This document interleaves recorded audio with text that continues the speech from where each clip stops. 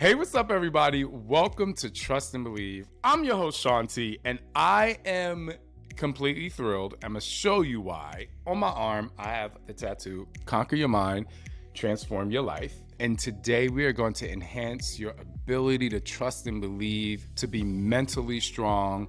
We're going to talk about anxiety.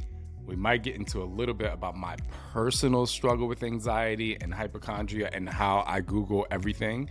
Even though I've gotten a little better. But our guest today, which I'm so excited about, Dr. Chloe Carmichael. I love when I have a doctor on. Dr. Chloe Carmichael is a licensed clinical psychologist and USA Today best-selling author of Nervous Energy, Harness the Power of Your Anxiety. Dr. Chloe Carmichael has been a certified yoga instructor since 2001. She has also completed coursework in Buddhism and meditation with Robert Tenzin Thurman.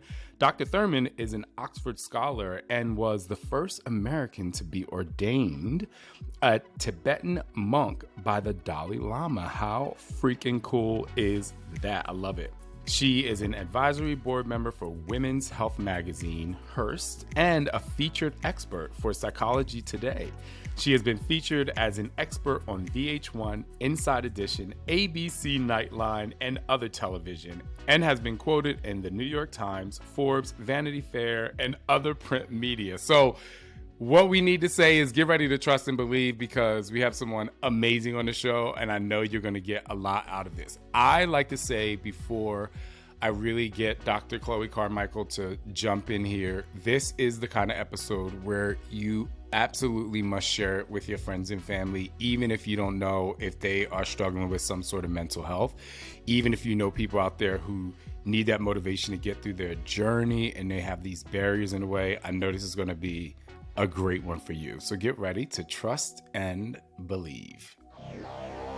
Somebody say hell yeah! What's up? He's better than Oprah. Come on, y'all. This is Shaun T, and it's time to trust and believe.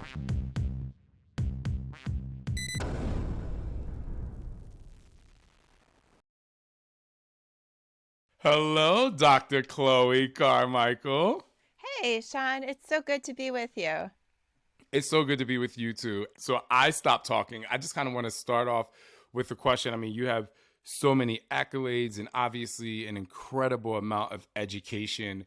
I like to know, what was the thing that got you to go down the path of really helping people above the neck, is what I call it, that mental fitness energy?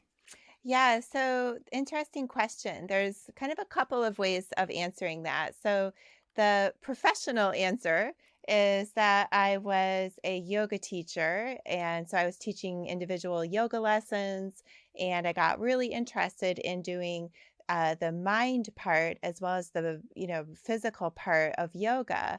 And so I was really interested in that body mind connection, wanted to know more about the mind part since I already had the yoga instructor part. And so that's what prompted me to get a PhD in clinical psychology. Now, the trust and believe part, the part where we really look, I think what I love about your show is connecting with the idea that we all have goals that come from somewhere really, really deep inside. And although, as you said, I have these accolades and clinical psychologist and PhD, guess what? I was actually a high school dropout. And so I actually came from a very difficult time in my teen years. And it was through seeing a therapist that I got my own head together a little bit. And it was through yoga that I calmed myself down and centered myself a lot. And so for me then, really just wanting to go a lot deeper into that space of psychology and therapy, because it had been so helpful to me, it was just a natural part of the journey. What was that thing? I love how you mentioned openly that you are a high school dropout, and I feel like there are a lot of people out there who can relate, or maybe they keep it a secret. 99.999% of the time, it stems from something that is or was happening, in your childhood. So what was that thing, or what was the catalyst for you to say, this is not the time for me to finish school? Yeah. So it was an interesting situation because I come from a very academic family. And so I had always done pretty well in school. When I was like, maybe 15, so we're going back decades and decades now. But at one point, I guess I hit a very rebellious streak. And in retrospect, as a clinical psychologist, I can actually say it was a somewhat normal, almost embarrassingly typical, form of, rebellion. I think my parents just didn't quite know how to handle that. And so it led Mm, to a lot of conflict in our family. No disrespect to my parents. I mean, they were parenting for the first time as well. And so they were doing the best that they could.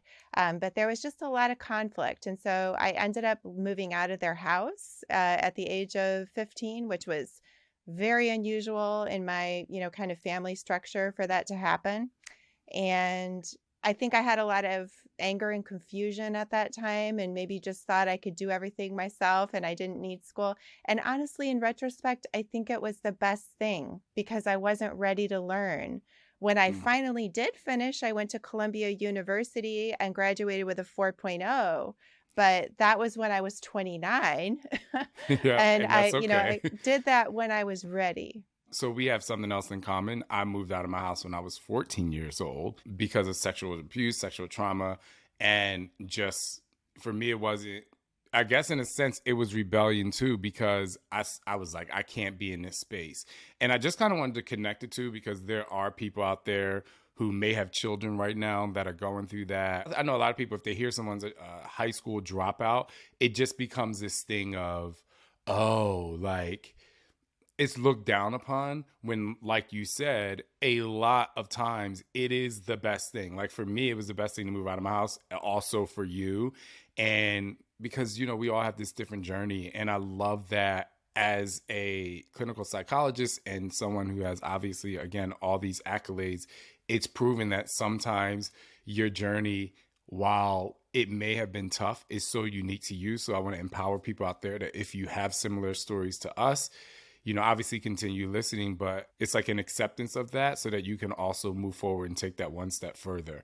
I think all of us who actually went to university, we had psych as a gen ed course, and psych is so broad, but we think of it as like, oh, we think of psychologists, we think of like sitting on a couch and talking to a therapist, which I do and I love.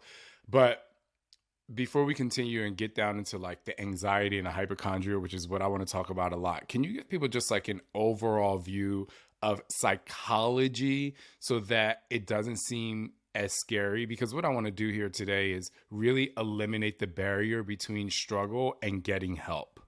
Yeah. So, what's really interesting, just to start with that last part of what you said, eliminate the barrier between struggle and getting help. The healthy function of awareness of struggle is actually to stimulate help seeking behaviors, right? So, if somebody's listening and they feel like they're struggling, that is actually a healthy signal if you're aware of it, that it's guiding you to get help. Because believe it or not, some people are struggling and they're not aware of it. They kind of blame everybody else and everything else. So if somebody is aware that they're struggling, it's good that they have that awareness. Now, the bridge, as you said, is psychology. A lot of times to getting help is, talking to somebody. It worked for me, it worked for you, and it can work for people. So the overview, like you said, is an interesting thing. So we look at the word psychology. It comes from the Greek root psyche. The Greek root means spirit, believe it or not, spirit. So that's why for me, as a former yoga teacher, obviously I was really into the body mind awareness, and I'm a Christian. And so my faith is important to me. All those things mattered to me and I knew it. But then learning about psychology, coming from that place of knowing that it's about feeling good from a general wellness, whether you look at it as your spirit or, your unconscious or just your sense of well-being. And that can look at a lot of factors. That can look at your cognition. It can look at Mm. how you're thinking, how well you're thinking, if your body has the food and sleep and everything else it needs to, do its thinking. It can also be looking at, your coping skills, if you have the skills and the tools to navigate what life is bringing up for you, or if you just grew up in a house where if things were wrong, you just raise your fists or you just run away or you just shout. Sometimes learning new ways of dealing with things can be a big part of psychology too. Spirit and spiritual is such an easy word that people use very often. And most times when they use it, it's either to have a faith to believe in something, or it's just a way to really balance you out. And so if you are out there struggling, instead of looking at it as psychology, look at it as like, how do I boost my spirit? Because I think that when you look at it that way, even the most troubled person, and I do know that, depression and all of this, a lot of this is a sickness. It also just kind of gives you a little extra hope when you don't put that, again, that barrier in the way of like, oh my gosh, psychology, there's something wrong with me. And I think the next thing I want to talk about before I get really specific is I want to create like a parallel universe to somebody who's really kind of struggling, but with the person who's not responding to the struggle as much. And I know this might be a really hard question to ask, but I kind of want, from a clinical way and an educational way, is help people understand, like, even though like this person's over here struggling and they might be really going through anxiety or depression or something, even though someone over here may look like they have this great life, they still navigate it the same way. But like, how can you say that to people to help them like bridge the normalcy of it all?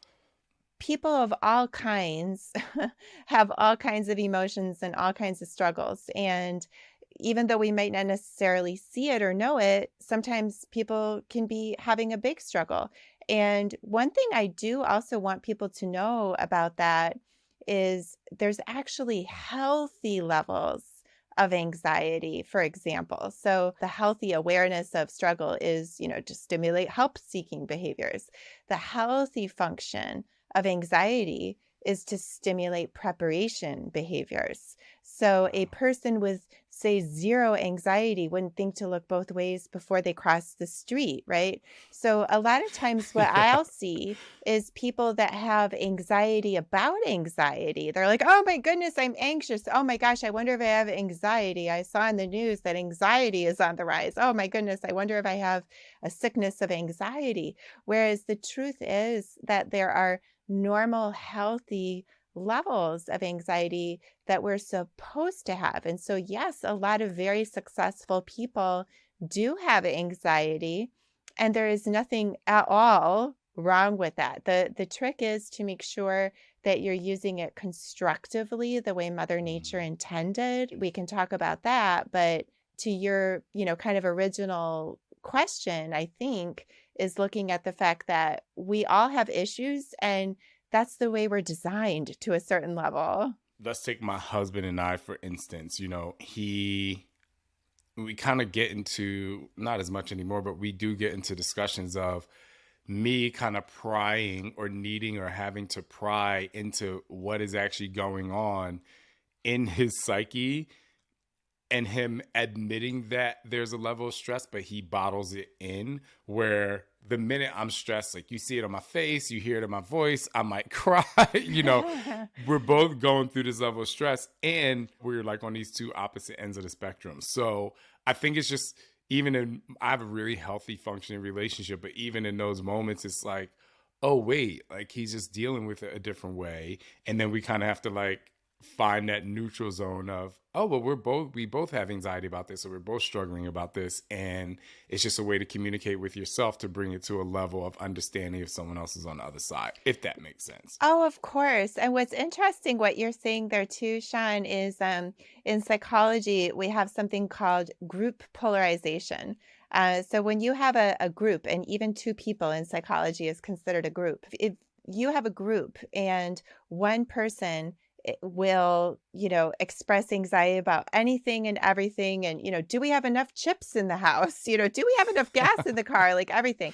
And they're like almost over the top with it. And then say the other person, even just to start with, is a little bit more laid back. Once he lives with that other person who's more high, conscious about everything, he'll actually become even more laid back because he'll start to realize, I don't have to worry about running out of anything. This guy here is like almost too on top of it. And so my quest for well-being in this house is going to be about learning to keep the temperature down, right? And so two people can actually even balance each other out that way sometimes.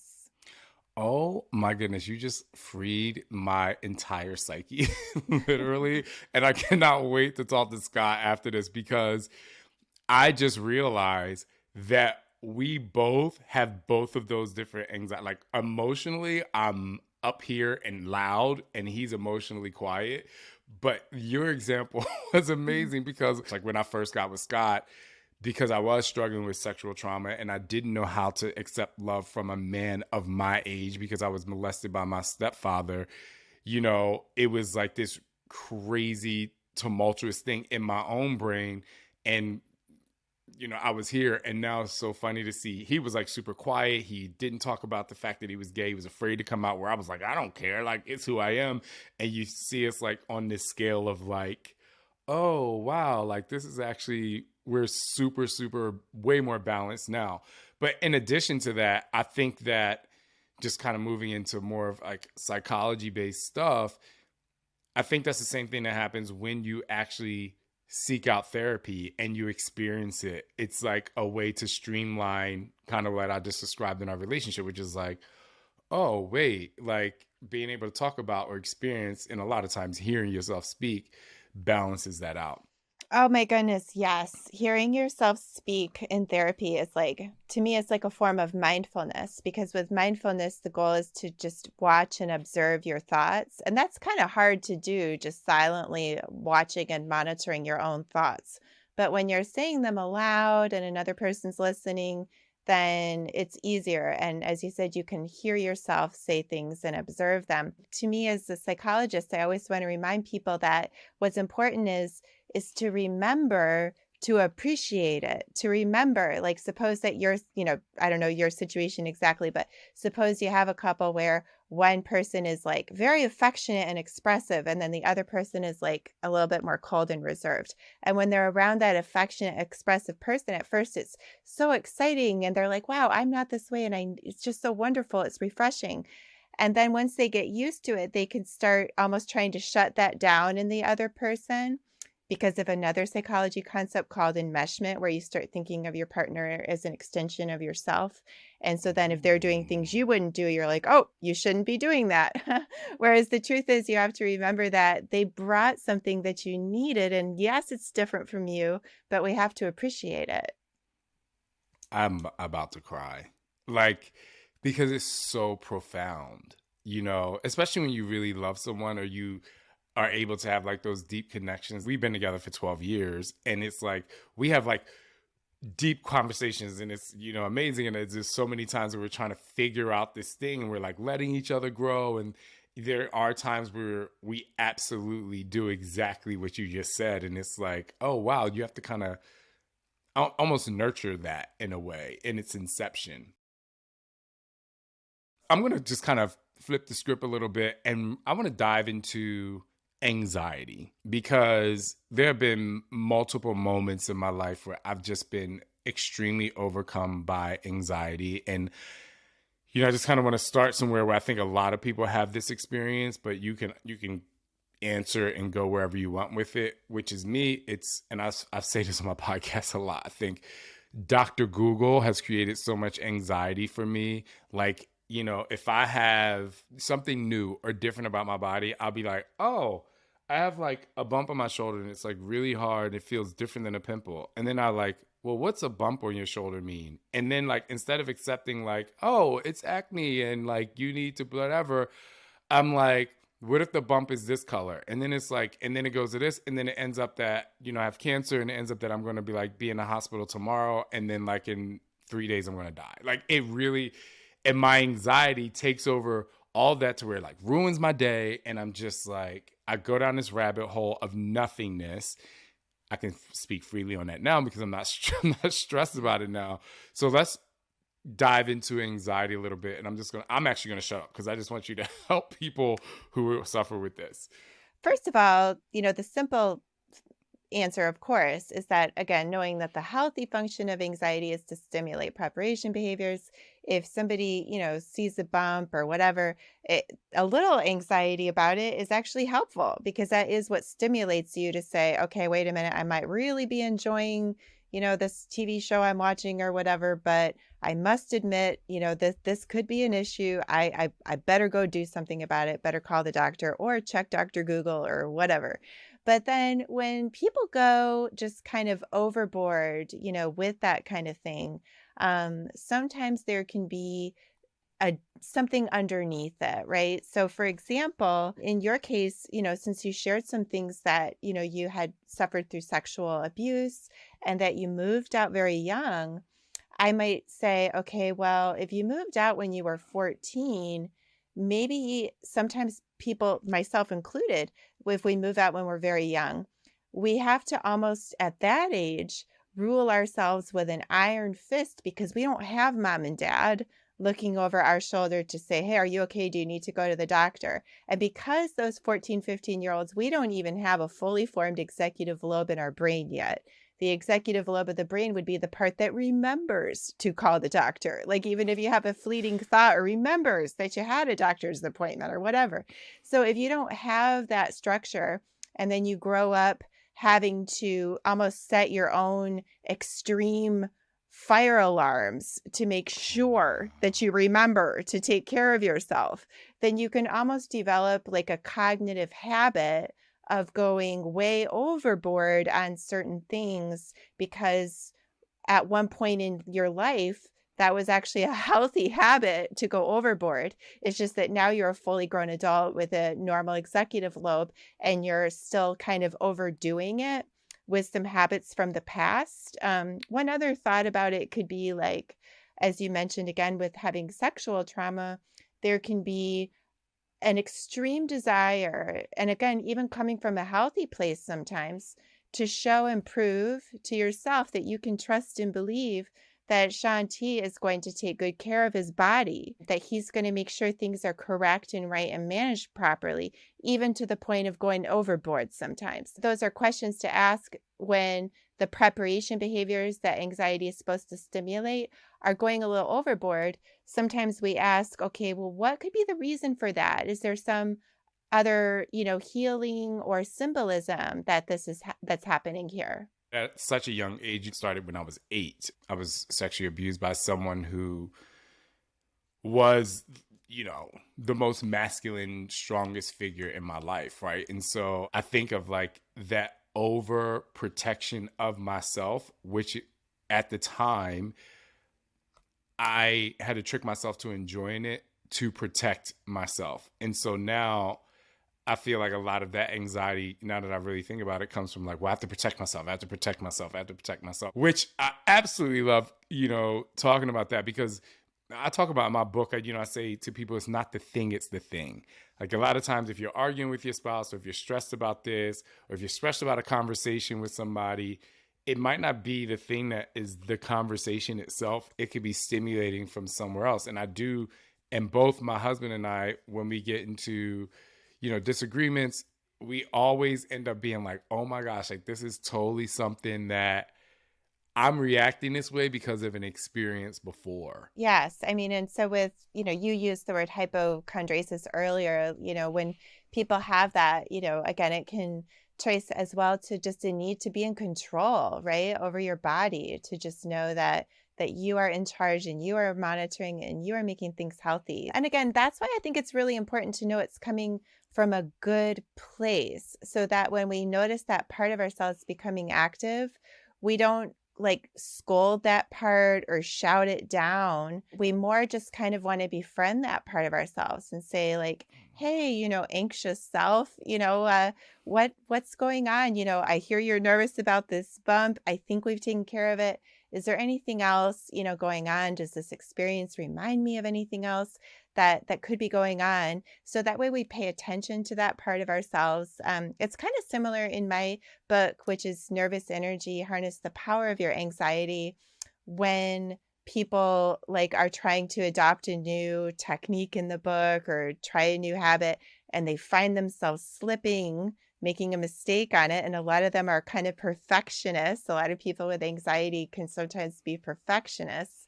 And so I encourage them that when they find themselves slipping in some way, instead of berating themselves, to actually congratulate themselves on awareness of the mistake, because Mm. awareness of the mistake is obviously so much better than non-awareness. And then their next question to themselves should be, how can I support myself better so that I don't have this mistake happen again? So we're not just saying, oh, let's do a bunch of happy talk. And if you make mistakes, tell yourself it's okay and it doesn't matter, because that doesn't help people to grow. But Mm. neither does totally berating yourself either. So we want to befriend that part of ourselves and then see how we can move it forward. I want to touch on your fitness background, but really specifically the mental fitness, which is the term I like to use. I believe that when people are on a fitness journey, they sometimes don't really connect to those thoughts, or they connect to those thoughts in a negative way, which then transfers to them looking at themselves in a negative way, which then beats them down and not give them the mental power and fuel to be like, oh my gosh, like I'm doing so good. And then it becomes the self-sabotage, and then it becomes, okay, I had one cheat day on my diet, and then boom, boom, boom, and everything crumbles.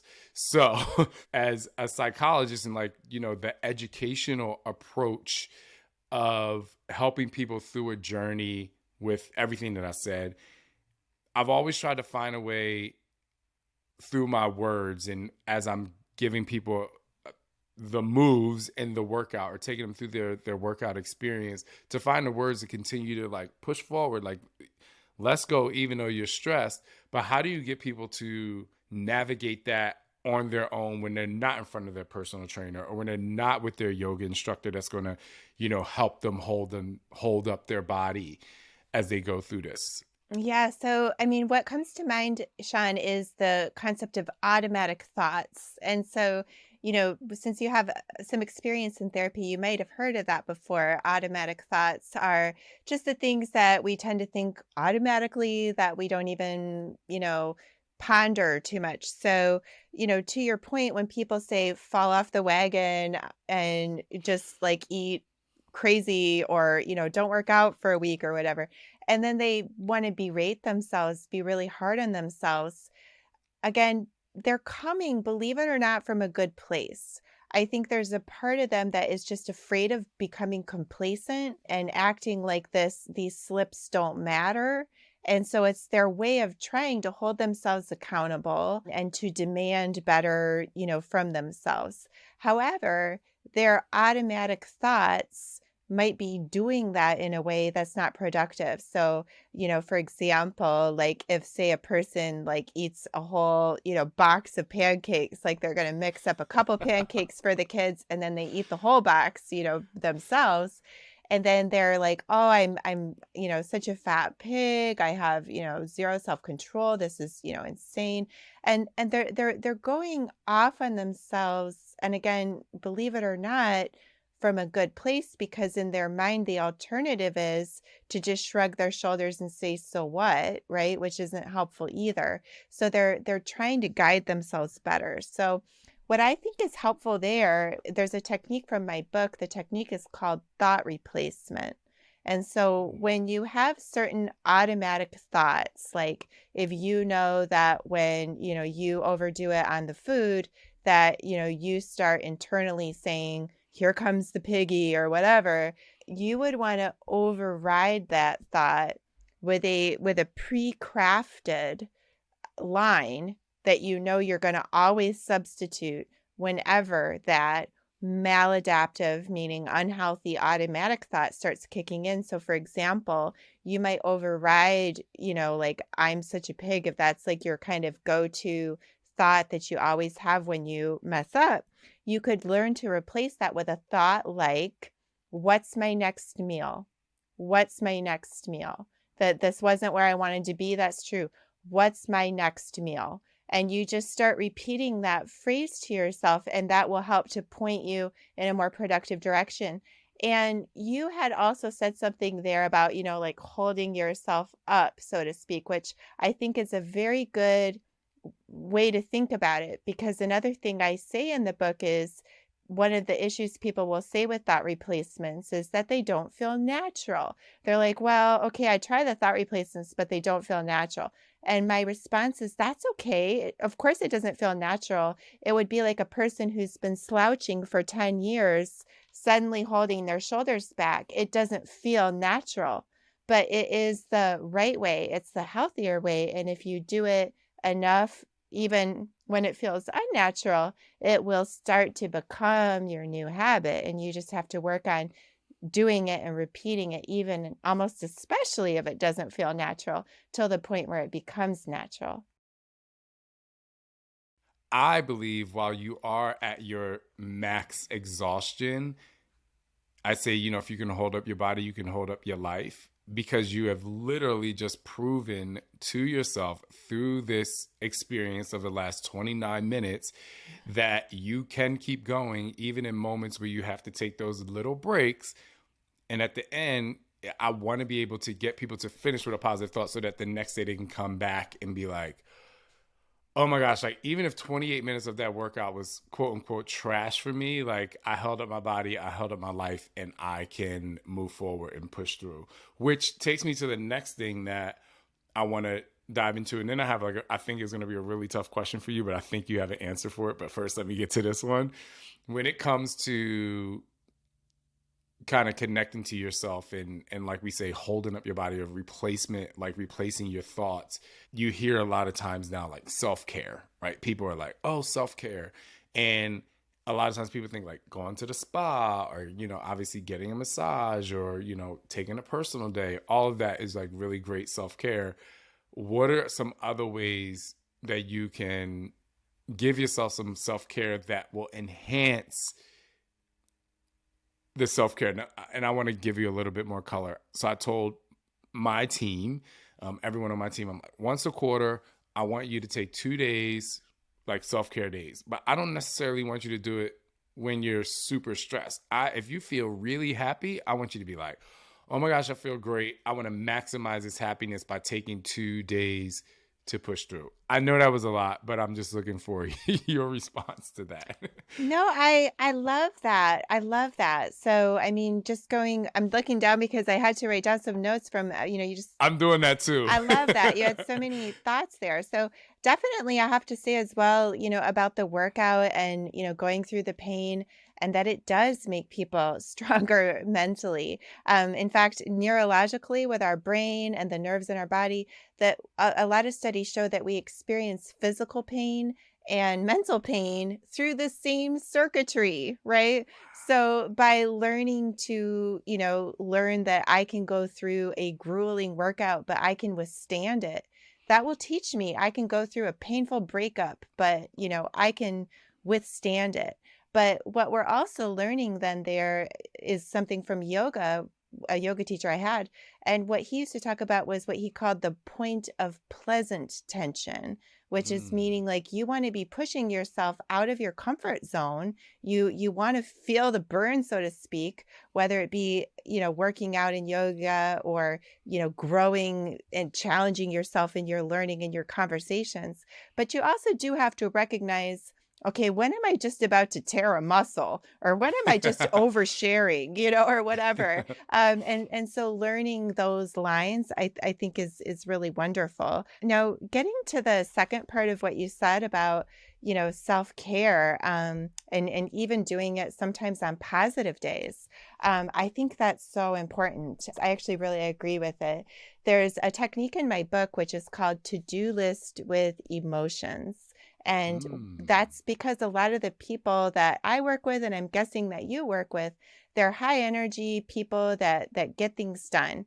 And then sometimes they can end up almost hitting a wall where they just suddenly are procrastinating, or they're doing everything that they're supposed to be doing, but they just feel like a hamster on a wheel. They're not feeling emotionally connected.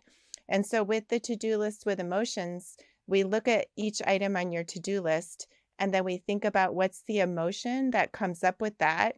And then what is the self-care plan that I attach now to that emotion? And I always tell people this goes for positive things too. I love the idea that you're extending self-care to include maximizing the positive things 100%, because I don't want people to think psychology is just about, quote, sickness and illness.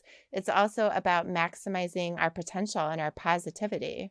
Okay, this is a really tough question. And I think it's just because I'm a low-key science geek when it comes to the solar system and when it comes to mental health. I just kind of love it. So I want to ask you this question simply because you are a yoga instructor that was like, yo, I literally need to figure out the psyche behind all of this. And I kind of feel like I know where that comes from. Was there any like blind study, any story, anything you learned in a textbook that was so profound to you that you like one day went home and were like, oh my gosh, like this is the coolest thing I've learned in my study? Do you have one of those moments? Yeah, definitely. So, I mean, for me, it was really about learning about the healthy functions of, some of these emotions that s- we used to sometimes think of as bad or negative or something to be avoided. So, for example, the healthy function of anger is actually to reset boundaries. I had grown up just thinking, oh, nice girls don't get angry. Anger is not attractive. Or some people will say, well, anger doesn't accomplish anything. It doesn't do anything. It's a wasted emotion or whatever. And so learning, oh, no, there's actually just, even evolutionarily, biologically, there's a healthy function of anger, which is, it's why we, start even making a bit of a fist, or, we get very focused. Our voice starts to raise up a little bit. And that's because we're getting ready to defend an important boundary. Similarly, with anxiety, learning that the healthy function of anxiety is to stimulate preparation behaviors. So when I had my practice in New York, working on Park Avenue with all these, very accomplished people, I was, kind of surprised, not surprised to see that they were all coming in. It was like 90% of them were saying that they had anxiety, and they were anxious about the anxiety, and like that kind of learning came back to me where I was like, oh yes, I see. It's the healthy function. It's partly what's helping them to actually be so successful. And that's why they didn't want to they had almost like a love-hate relationship with their anxiety. They wanted to get rid of the anxiety in a way because it was plaguing them, but they also had some sense that it was part of their edge and part of their drive. And so that's why I was, really wanting to teach them about how to do it in the healthy way. But yes, oh my goodness, Shaun, there were like so many things I had of that as well. Being a yoga teacher, going into psychology school, they were starting to get really into mindfulness and psychology at that time. And of course, I knew about it as a yoga teacher. And so learning about it as metacognition, that mindfulness, as we discussed a few minutes ago, is really, some people think it's about just being in the moment, and that's okay. But when we go deeper with it, it's really about observing the self without judgment in that moment, and learning about that and its relationship to what psychologists call metacognition, which is our awareness of our thoughts about our thoughts. Yeah, I mean, it was kind of mind blowing for me to start learning about it from different angles. Your profound moment of understanding that anger, and I love that you use anger because a lot of people are afraid of anger, can also have healthy, positive effects if you use it correctly, is just wonderful. So thank you. But I do want to ask, and make this answer as long as you want, because you've used the term trust and believe throughout the podcast, which I really appreciate. What is the definition of trust and believe to you? But I kind of want you to go deeper into how that trust and belief can really be beneficial to your mental health. Yeah, definitely. So, okay, I'm going to sound like a clinical psychologist here, but that's because I Yes, am I one. want that. But when you say trust and believe, to me, the first thing that comes to mind is self-efficacy. So, psychologists, that's the term, self-efficacy is your belief that you are able to do the things that you say that you are going to do, right? So when that trust and believe, I think that has to really start within yourself. And, Shaun, I know you've been through times in your life, I personally as well. And there's that foundation that I have within myself of my own self-efficacy. And I think that's probably what makes me a good psychologist and makes you a good trainer, is that I feel like when somebody's talking to somebody that they know, like this person can rely on himself or herself, then in psychology, we actually call it that the psychologist is, quote, lending the client his or her ego strength for that moment of the session. That's why, and I have this too, when I'm in session, with my own therapist, I'll kind of feel like this higher level of self-efficacy than I might feel by myself. And when I'm with a good personal trainer, I feel like I can do things, because that personal trainer is lending me their own trust and believability that they have built within themselves for that moment. I love that. It's like being able to share the trust and belief to help people through. That's wonderful. Dr. Chloe Carmichael, oh my gosh, thank you so much. Can you tell people how to get in touch with you? Do you have any programs? What is the best way for people to really kind of dive a little bit deeper into the things we spoke about today? Yeah, definitely. So my book, Nervous Energy, Harness the Power of Your Anxiety, is available in audiobook as well as paper and ebook. And I love audiobook because I like to listen to those during massages or walks or whatever. Same thing for my other book, which is called Dr. Chloe's 10 Commandments of Dating. A long time ago, before I wrote about anxiety, I wrote a book about dating. So that's another book.